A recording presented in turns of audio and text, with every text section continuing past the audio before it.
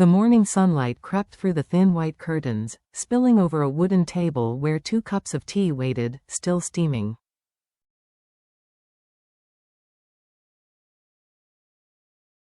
Outside, the countryside stirred, the sound of birds, the distant hum of life, the whisper of a new day beginning.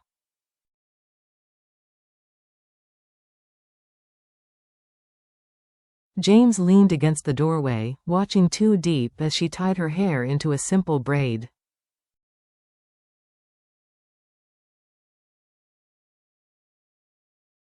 There was grace in her movements, serenity in her smile, a quiet radiance that seemed to paint light back into his weary world.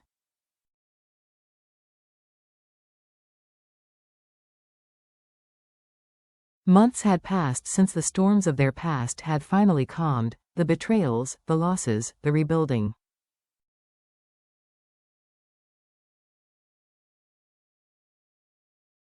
Once, James had been known as the powerful CEO who ruled skyscrapers and boardrooms.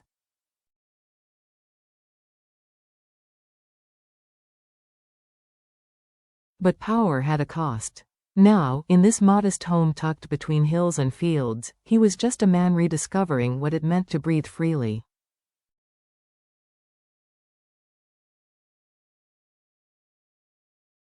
And Diep, once the shy village girl who sold vegetables in the market, had become his anchor, his quiet strength, his calm amid the noise.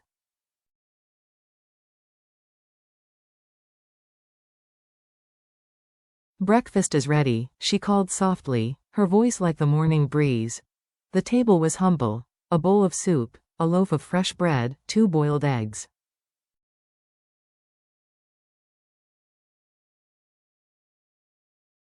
But to James, it felt like a feast, not because of what was served, but because of the care that came with it.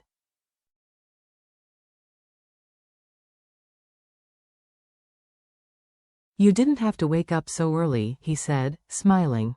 "I like the quiet mornings," she replied, "and I like seeing you start your day with a smile."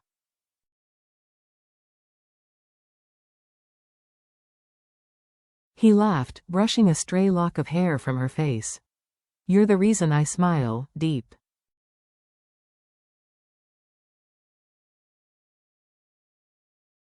Outside, their small garden shimmered with dew.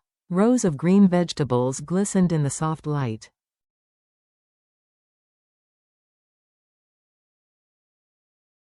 James had planted them himself, though clumsily at first. He used to handle contracts worth millions, but nurturing seeds, waiting, tending, hoping, that was an entirely different kind of challenge.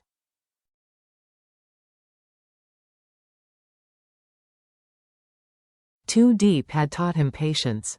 Love, she often said, was like the soil, it didn't bloom by magic.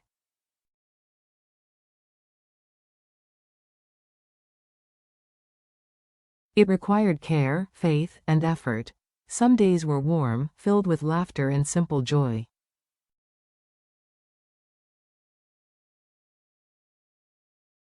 Others, fatigue and frustration would creep in.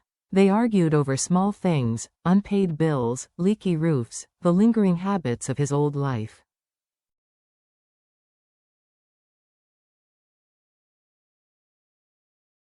But every evening, without fail, they shared tea by the porch. They had a rule: never sleep angry, never end a day without gratitude.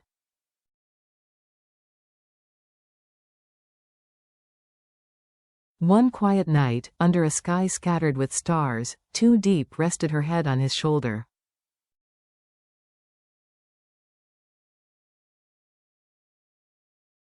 "James," she whispered, "do you ever miss your old life?" He was silent for a while.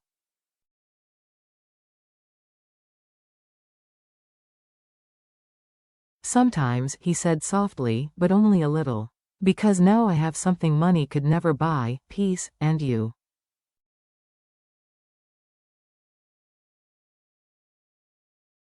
She smiled, her eyes glimmering in the moonlight.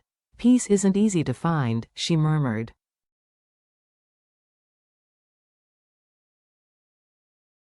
"But I think we earned it," James nodded.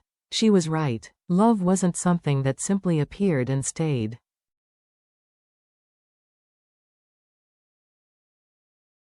It was built, brick by brick, word by word, day after day. It was choosing each other, even when life felt heavy.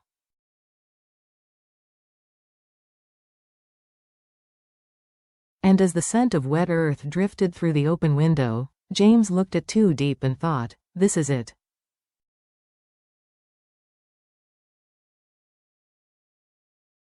This is love, not a miracle, but a promise kept. Again and again, the following months flowed peacefully.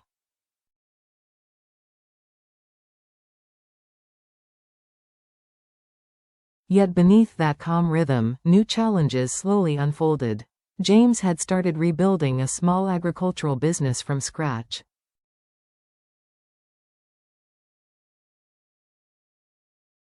Gone were the marble offices and boardroom glass towers. Now his office was a wooden desk in the corner of their living room, surrounded by papers, teacups, and the smell of soil.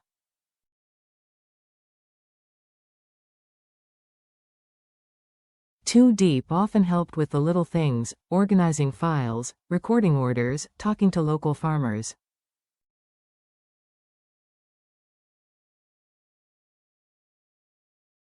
She wasn't trained in business, but she was observant, practical, sincere. James, she said one afternoon, studying a stack of invoices, why don't we buy crops directly from the villagers instead of through suppliers?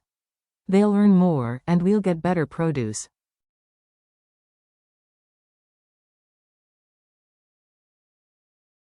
James looked up, impressed. You're learning fast, he said with a grin. She laughed softly.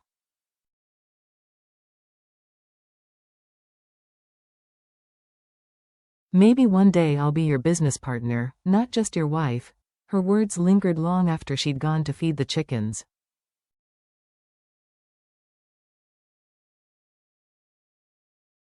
Watching her from the window, her hair glinting under the sunlight, her movements unhurried, he felt an ache of tenderness.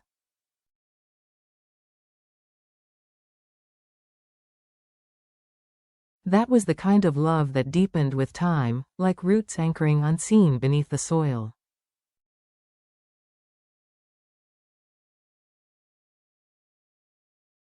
But life, as ever, had its tests. One afternoon, dark clouds gathered over the mountains.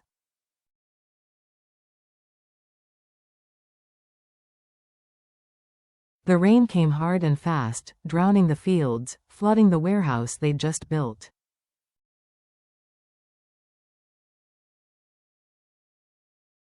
Workers scrambled, shouting, lifting sacks of rice and vegetables to higher ground.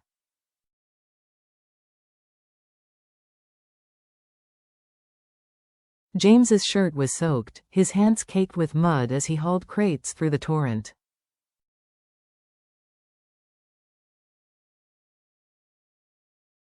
James, Diep cried, running through the rain. You'll get sick. Let me help.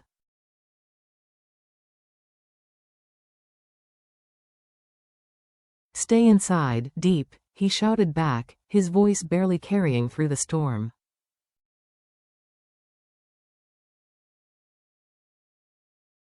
It's too dangerous, but she didn't listen. She grabbed a bucket and began scooping water out of the flooded floor beside him.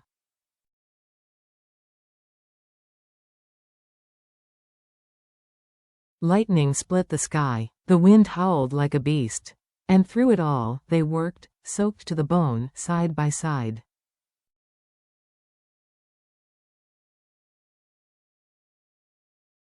When the storm finally broke, silence returned, heavy and damp. The warehouse was a wreck.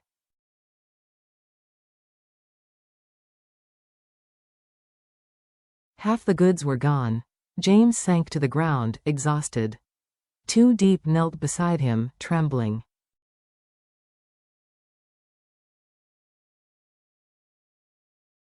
We lost so much, she whispered. I know, he said quietly. But we'll rebuild.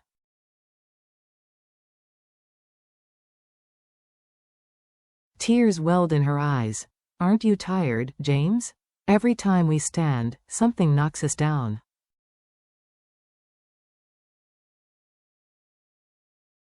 He took her hand, his thumb brushing her wet skin. Of course I'm tired, he said.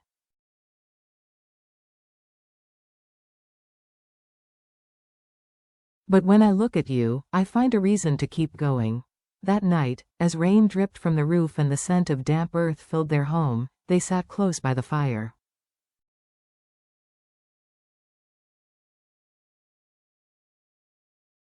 Words weren't needed. Silence spoke for them, of faith, of endurance, of love that refused to fade.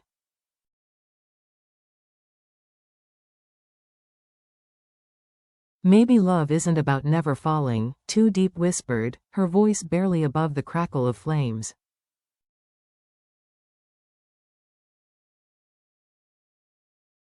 Maybe it's about getting up, together, every time. James smiled faintly, pressing a kiss to her forehead.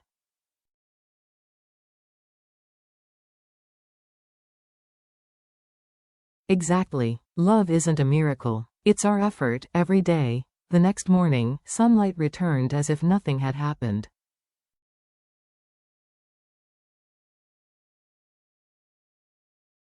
Dew shimmered on the grass. The air was fresh, forgiving. James stood in the doorway of the warehouse, surveying the ruin, broken boxes, soaked sacks, mud everywhere.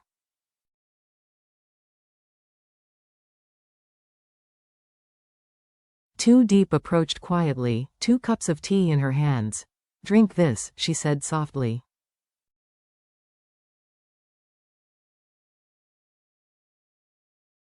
It'll warm you. He took the cup, smiling faintly. I thought last night was the end, he murmured, but maybe it's just another beginning.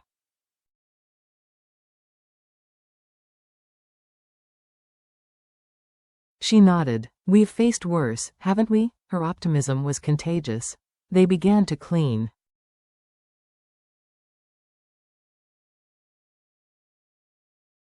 James shoveled mud while Too Diep laid out the salvageable goods under the sun to dry.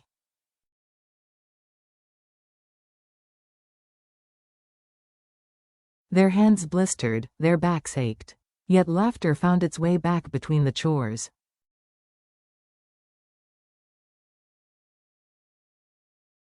Sometimes, the most beautiful sound wasn't music, it was the sound of 2 people working side by side, sharing both burden and hope.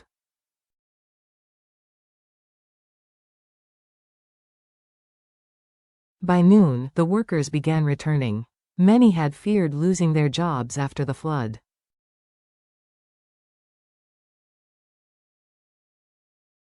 But when they saw James and Too Diep, muddy, sweating, uncomplaining, something inside them shifted.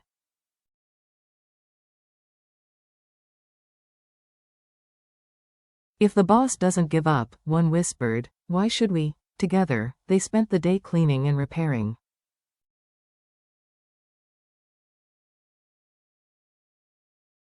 Too Diep cooked rice and soup for everyone, serving each bowl with gentle hands and a soft smile.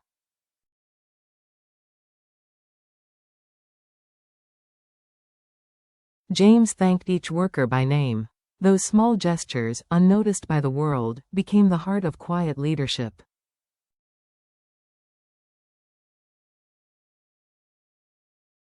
By evening, the warehouse stood once again, not perfect, not new, but alive. Too Diep leaned against the doorway, her hair messy, her face tired but glowing.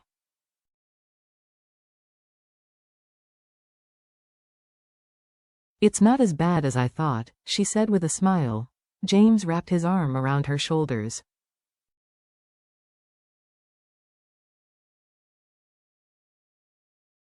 Because of you, he said. You never stop believing. She looked up, her eyes shining.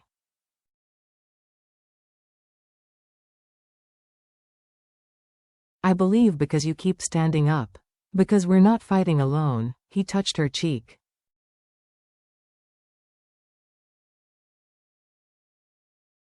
Before I met you, I thought love was magic, sudden, dazzling, like lightning.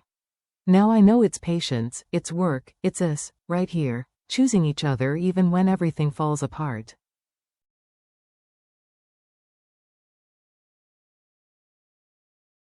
She smiled softly. Then let's keep choosing each other.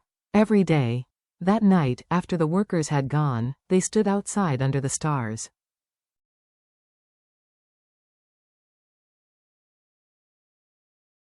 The storm had washed the sky clean. The moonlight shimmered over the damp earth. James pulled her close.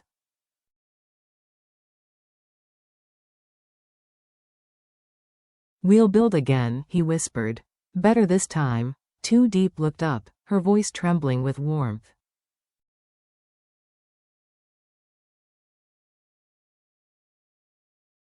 "As long as we're together," she said, "I believe we can."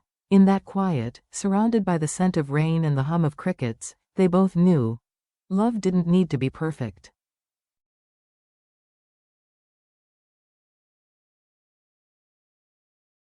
It just needed to be real. Weeks passed. Slowly, life began to bloom again. The sun seemed to shine brighter, not just over the fields, but in their hearts.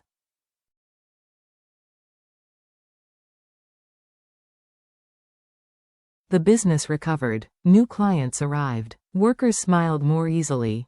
What had once been tragedy became a story of perseverance, proof that strength grows from love, not wealth.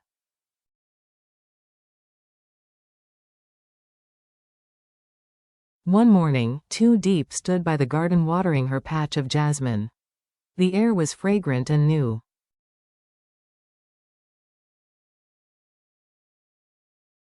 James stepped out holding an envelope, his expression calm. "What's that?" she asked, wiping her hands on her apron.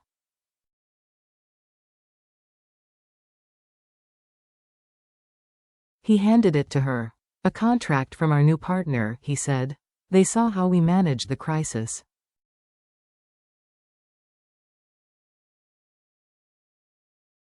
"They said they want to work with people who don't give up." Her eyes filled with tears.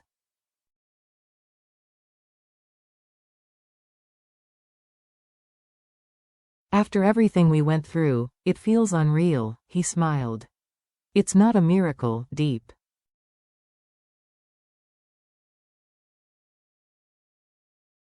It's what happens when you believe, even when no one else does." Just then, a small voice called from the gate.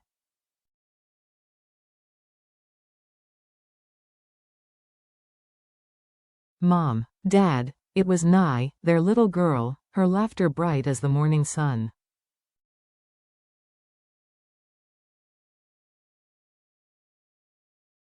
She ran toward them, tiny feet kicking up dust, eyes full of joy. Diep knelt, scooping her into her arms.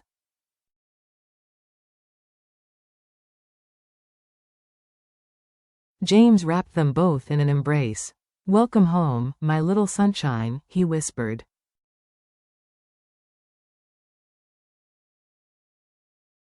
"Are we all together now?" Nye asked, looking up. James and Diep exchanged a glance, a look full of unspoken promises.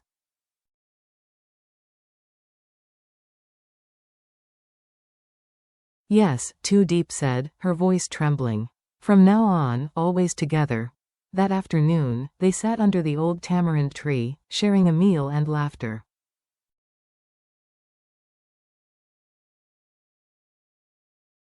The workers passing by waved, smiling at the family who had endured so much and still stood tall.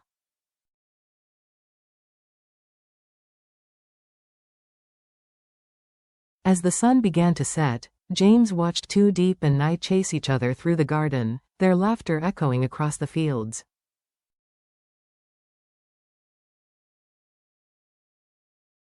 A quiet fullness settled over him, the kind of happiness that asks for nothing more.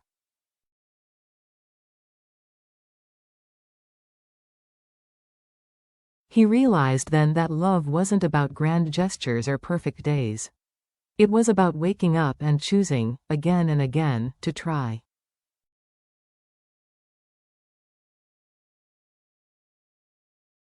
Diep came over, teasing, "You're thinking again." He smiled, taking her hand. "Just about how lucky I am, to have you, to have her, to have this life."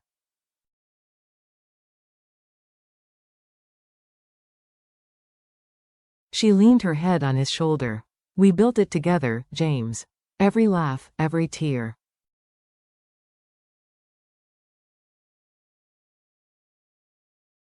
It was worth it. The horizon turned golden, the sky melting into dusk.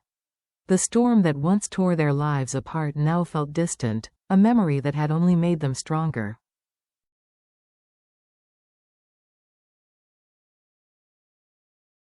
Love isn't a miracle, James whispered. It's a choice we make every single day.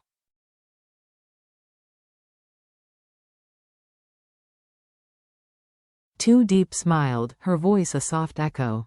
Then let's keep choosing each other. Forever.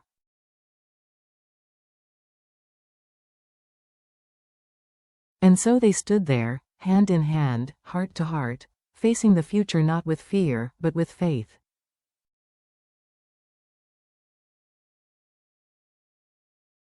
The kind of faith only true love can bring, because true love isn't built on miracles or perfect days.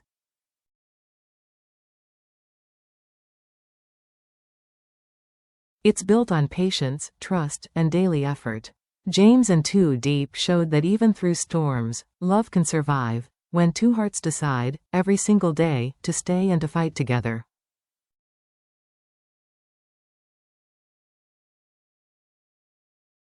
Happiness, they learned, isn't found.